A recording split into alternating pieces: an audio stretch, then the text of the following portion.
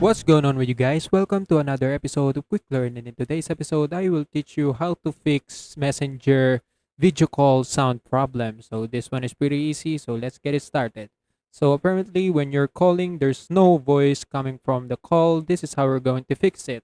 First, you just need to switch from Wi-Fi to mobile data. That's actually helps to fix the sound problem. But if didn't work, I have another way to show. First, go to your Play Store and see if your Messenger is updated.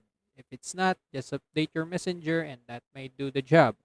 And if that doesn't work out, you just need to go to your settings, go to your app management, and go to app list and search for Messenger. And go to storage usage and clear your Messenger data and cache. That might also do the job. And if all of these methods doesn't work, you just need to reinstall your Messenger and that might fix everything. Also, that's it for today's episode. If you want more to this channel, please like this video, click the notification bell, and don't forget to subscribe. See you in the next one.